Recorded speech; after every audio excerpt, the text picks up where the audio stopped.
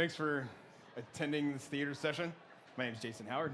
My cohort over here, who will be talking in just a few, is Vivek.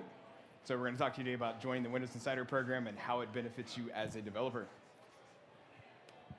So real quick, in case you have not heard, what is the Insider program? The Insider program is the preview program for Windows. Currently, there's over 800 million devices that use Windows 10. And there are over 15 million registered Windows Insider inside this program that participate, take preview builds of Windows, run their applications, test their applications, both in their personal environments, work environments, as well as developers who use it to make their apps and platforms that much better. Those who participate in this program continually send us feedback, tell us what we're doing right, what we're doing wrong, what they would like to see us do differently. And by sending in that feedback, we get that as well as the data insights that come from those users that we then take and turn into what are going to be the inspirations for what we do next in Windows. So really, the evolution is what's important here, right? If you rewind back to the days of Vista and XP and Windows 7, the preview cycles for Windows were, hey, we're going to release a beta this year. A year from now, you'll get another beta, maybe, right? If you submit feedback, it felt a lot like throwing it over a wall, and you never knew what was going to happen with it. Since then, we, of course, have changed how Windows is developed. It's not released every 2, 3, 4 years. You don't wait another year or two for a service pack, right? We're on a 6-month rolling development cycle that never ends at this point. So you get release number 1, 6 months later, you get release number 2. We just wrapped up another release and already beginning another one that will launch later this fall. So it's, we've modernized the experience both for business users as well as consumer retail users. But one of the big things that has changed along the way is what we actually do in the development cycle. There's a lot of new pieces that are plugged in here. So the first thing, of course, is release planning. Right? What do we want to do next? What are we going to create? What's going to show up in the product? And then, of course, developers come in. And the interesting piece is this is not just internally for our developers, right? So for anybody out there who is doing development, this is actually you as a developer as well. And I'm actually going to show you a lot more as we progress through this. Internally, of course, we have our engineering systems, which we use to compile the builds of Windows. So everybody checks their code in, ES cranks out a build. And then as insiders, we go through the flighting process, where internally the flighting process is a build gets spit out. We run it through our internal testing rings. We pass our own bars of quality and validation. And then, of course, we do a deployment, right? So after we go through the canary ring internally and then our self-host ring internally, we have multiple steps ahead of time before we do anything externally. Then we go through deployment. That's when it shows up on your machines. You actually get the build that comes down from Windows Update. And build, use, and validation, right? So this is where insiders actually do the thing, so to speak, right? They get it on their machine, they fire it up, and that's where the magic happens. They go through, they test the build, they say, hey, this is broken, this is beautiful, we love these changes that you've made. Oh, you introduced fluent design within here, you added dark mode, oh, you added sandbox as a feature. Then from there comes the feedback, right? Hey, I like this, as I mentioned earlier, I like this, don't like this, wish you would add this needs to change, so on and so forth. But then feedback doesn't stop there because that's where it feeds into the development cycle. Whether it's a future thing that we're going to take and say, hey, this is a good idea somebody shared with us, we're going to build it into a release planning cycle, or if it's a bug that we need to address while we're in the middle of this current release cycle, it's something we can actually take, address, code up a fix, it gets checked into a build, and the next thing you know, it shows up fixed in a build, and you're like, hey, that bug doesn't exist anymore. So I mentioned a little bit about rings, right? So I said internally we have the canary ring and the self-host ring, but externally is where it gets important for insiders and for developers as well. So we have 3 rings, fast, slow, and release preview. So fast ring gets builds about once a week, right? And so it works on a concentric pace as you see here. So it goes from fast to slow. And eventually at the end of a development cycle, it'll go to release preview. But the real thing to keep in mind here is both the cadence of builds as well as the quality of builds. So as it jumps from ring to ring, build quality, the threshold gets set higher. It's like jumping over a higher high bar each time. So before we go to fast to slow, there is an even more intensive checklist that a build has to mark off of, hey, is it quality, right? Did users give us good feedback on this? Did it meet our proper telemetry stats, right? Has it checked all these boxes? And then we'll ship it to the next ring. So when electing into a ring, make sure that you set it to a threshold that you are comfortable with so that you're getting builds that meet your expectations. And of course, you can change rings at any time. That's no problem. Now, one of the interesting notes about release preview is during most of a development cycle, so say the first 5-ish months of a 6-month development cycle, release preview is actually taking preview builds of what you'd think of as Patch Tuesday builds, right? So where our servicing division is releasing those Patch Tuesday builds once a month, release preview is actually doing the preview of those. They get it anywhere from 2 or 3 days to a week early to give feedback within that cycle. Generally, those builds, because of these smaller number of fixes between being security fixes as well as bug fixes, they tend to be much more contained. And as such, they don't need a 6-month rolling time frame to roll out a small patch. But during that last month of development, once we've actually ticked that ball, we're like, hey, this really is a solid build. We've done 5+ months worth of work. We think this is a good one. We'll actually send it to release preview, so we actually have that third tier of folks who are able to take that as a preview and give us that additional set of feedback. And one of the really interesting things is between fast, slow, and release preview is the difference in users that you will find in each ring, right? You get towards the fast side of things and you get users who are more risk accepting, right? They're willing to take a little more risk, give some more feedback, hit a few bugs. They're pretty good at troubleshooting, right? You'll find that in each of the rings, but what we've noticed is that risk tolerance drops a little bit as you go ring by ring by ring. And even internally between Canary and self-host, there's definitely a difference in risk tolerance that you'll find. So WIP for developers, really, like, this is why you're sitting here, right? Like, what are you trying to get out of this as a developer, right? You have something that you're working on that you are trying to get feedback on, something that's important to you, right? So obviously installing preview builds is going to give you the ability to explore and validate new features.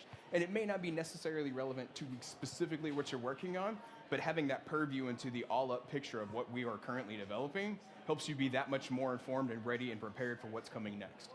Then, of course, there's the SDKs, right? This is, obviously, as a developer, this is super duper important. This helps you get plugged into what we're working on in any given development cycle. So if we introduce a new feature, like say we make a redesign into Fluent, like it was mentioned earlier this morning, right?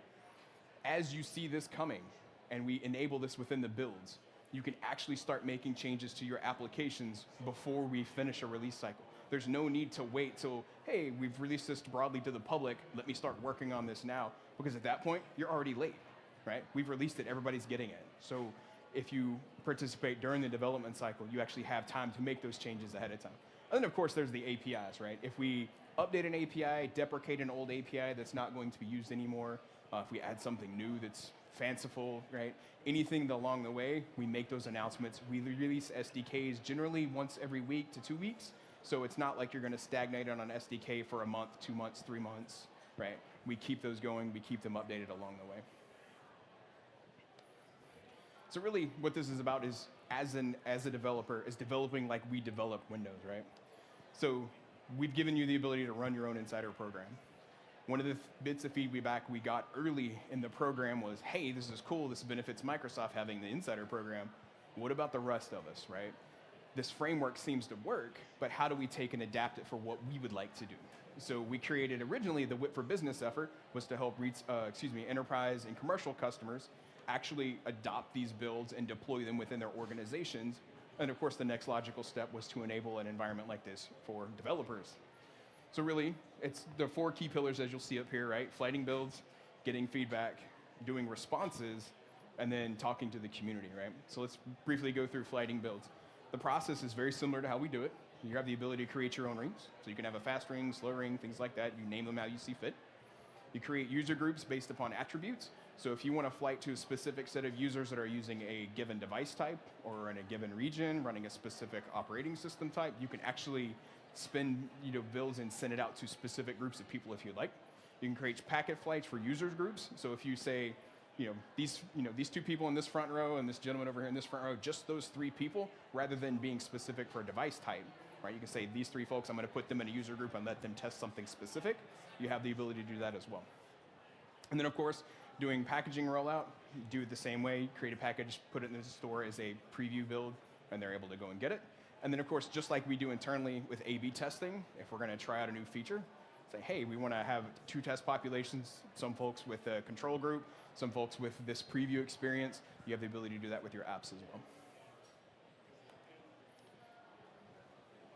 So then, as you can see over here, quick screenshot that shows you how you can create package flights, creating add-ons, so forth. It's all within Partner Center. So then, getting feedback, Let's pop over to that. So this is really the crux of the reason you're going to do something like this, right? You have an application, it's out there, but getting feedback is what's going to help you be successful, right? If you are not where your customers are, then you're in the wrong spot, right? If you're not listening to what their voices are telling you, you don't know if you're taking your application in the right direction. So of course, we give you the ability to use our feedback hub that we've created and put that within your application, and I'll show you a couple screenshots here in just a second.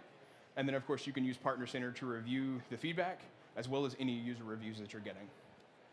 So collecting feedback, you hook in. I'll actually show you a couple screenshots in a moment of how you can do it. It's actually a few clicks and a couple copy paste, and it's super simple. Your users will actually see a send feedback button within your app. Then within our feedback hub, that's just standard built in Windows 10, they can go through and direct feedback. It'll be in their drop down that says, hey, all applications, and then because they'll have the application installed, they can actually select it, it'll pre-populate in that list. And then you as a developer within Partner Center, you'll go in, pull up your information about your application and see what users are actually saying. And then of course, you have the ability to go through and respond and all that, and I'll cover that just in a moment. So, told you there'd be a few screenshots, so let's check them out real quick. So you go through and add a reference, Microsoft Engagement Framework. There's the Services Store engagement. You drop in your link, and as you can see below, it's the feedback button click, which is what enables that, what you saw in that previous screenshot. Pass some contextual metadata, and if there's additional information that you want to receive from a device, you can actually code that in as well to get additional information. If it helps you debug, troubleshoot, understand your users, so on and so forth, you can code that in as well. Right. And then, of course, the response, right? As I mentioned earlier, you don't want users feeling like they're throwing feedback over a wall into a black hole and they never hear anything back, right? Feedback's a gift. If somebody's taking the time to share feedback with you, right, their hope is that they either see changes, get a response, hear some sort of communication, right? They want to feel involved in the process, which is why they're in this preview process with you to begin with. So you can either send feedback directly via the feedback hub, via updated comments and status. You can actually send an email directly to the user through our service, so you don't have to know their information and don't have to worry about, proprietary information and GDPR and all that. You can use our system to bounce information back and forth, and if they choose to give you personal information at that point, that's completely up to the user. And you can also send notifications directly through your app. So the Feedback Hub, you do it through the Partner Center. Anything you share in the Feedback Hub is public. It's kind of a dual-edged sword, right? But again, no personal information should be shared here. If you need something to that effect, use an email instead. But the good thing about responding in the Feedback Hub, anybody that happens to visit and look for information about your application within Feedback Hub, they're going to see your responsiveness and how you're engaging with the users. And so you get to set a status of, I'm investigating something, I'm working on it, or hey, this is completed and actually triaged and resolved feedback. And so you make your comments within there, post it up, and then the users go in and see it. So using the email, we send the email on your behalf, and then you can initiate a user to receive an email once, right? You don't, obviously, there's the user privacy safeguard. We're not going to let you send them 5 emails saying, begging them. If a user chooses not to engage, that's the unfortunate side of that engagement, right? Nobody has to respond. But the same thing is available for you as a developer, right? If somebody's sending you what we could say badgering feedback or trolling feedback, right? There's no requirement for you to respond to it. And the community at large will see that, hey, this user's, they should knock it off, right? They're not really participating in a nice way. And we also have controls on our side to help prevent some of that as well. And then via app notifications, hey, you can give your users a nudge to say, hey, we would love your feedback, or hey, we've responded to some recent feedback, go check it out. But what this actually enables you to do, right, between users talking to you and you talking back to the users, it gives the natural building of a community to actually transpire, right? When you start building some of those one-on-one relationships with some of your most engaged users, it helps them feel connected to you in a way that feels natural and comfortable, and it makes them feel like they're involved and part of something, right? That's what keeps people involved. That's what keeps them interested. And not only that, right, knowing that you are there participating will help them spread the word for you because they know that that you are responsive to the people that are sending information to you. So we actually have another session later this afternoon at 4:30 over in the Hyatt where we're going to talk about Insider Up. So I'm not going to spoil the surprise there, but one of the good things about the community is we've been doing the Insider program for, 4.5 years almost now, right? Our community continues to grow, right? When we started off on day one, we had 0 people registered in the program. right? Very quickly ramped up to 1 million. And here we are, 4+ years later, and we're at 15 million, and we're still growing, right? The Insider program has not slowed down. The registrations haven't stopped. So this is obviously a beautiful thing. We continue to curate this, and we would love to see you have this same type of success. So by us enabling this, right, we're trying to get users in local communities to help one another, help each other learn to code, help each other be better developers, help each other doing troubleshooting. We would obviously, anybody that can learn to code, they should have the opportunity and somebody to help mentor them, right? We would like to help you network, build your team, meet other developers who can help you succeed, you can help them succeed, help you connect together appropriately. And then, Insider Dev Tour, right? It was something we did last year. We did kind of a pre-trial of it with after build. We took a lot of the content from build, added some new content, and actually did a kind of a whirlwind tour across the end of May and June last year. It was so successful, we're going to do it again this year. The website's already up, insiderdevtour.com. You can take a picture of that if you'd like. But we will be doing it again. The further announcements will be coming, so we'll list all the dates, times, cities, so on and so forth. So whether you're local here in the US, we'll have some cities here. We will have international cities as well. I don't know if you noticed along the way, as I was going through slides, in the bottom corner, there was a bunch of short URLs that were listed. The very last slide, after Vivek speaks here in just a moment, the very last slide is a full link of all of them. So don't think you missed anything, right? We're going to put it up here, and everybody can come up, take pictures, whatever you need. But at this moment, I'll turn it over to Vivek and let him talk to you about what's new for developers. So yes, we are running out of time. We have only a couple of minutes, so I'm going to go pretty quick. One of the new things which we wanted to announce this year at Build is one of the few experiments we are doing as part of the Insider team. One of the major feedback we get from insiders has been like, I need to know when the builds are coming out. I want it to be notified when it comes out. I want all the information about insiders in one place, and I want it on the go. So we have been working on this small experiment in our team, which is called, we call it internally as Project CatNip. But it is, what we are doing is we are doing an Insider PWA. It's a progressive web app. So progressive web app means that it's going to be cross-platform. It's going to be a responsive website. It's going to behave like an app. It's installable, so you can install it in your different devices, different platforms, so it behaves like an app. It's going to work offline mode, so the connectivity is not going to be important, and it's going to be always current. Whenever we are making updates to our website, the app is always current. So these are the features which we want to call out. Is we are integrating Flight Hub, which gives you all the details about all the flights we are releasing in Insiders, all the articles, cohorts which you are part of, your insider profile information and achievements are coming online, which you can see in the Feedback Hub. Now they'll be available online and on the go. You have links to all the events, including the Dev Tour and other insider events we are going to be part of. And it's going to support notifications, so whenever a new build comes out, you'll be notified. I have a small demo. I'm just checking the time. I think we are a little bit out of time, but I'm going to do it really quick.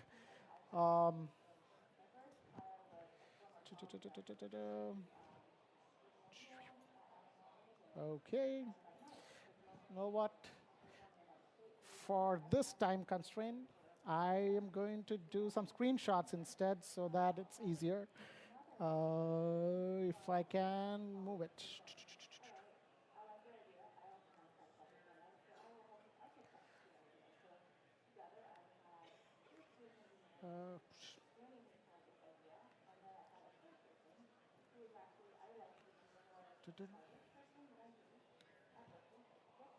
Yep. So this is where we see your flight. This is just a screen cap because I'm just trying to go fast. You'll see your list of cohorts. You'll see events. You'll see activity feeds. And you'll also see profile information, which gives you what all devices you have, all the badges you have achieved on the Feedback Hub. Going back, because we are getting pushed out.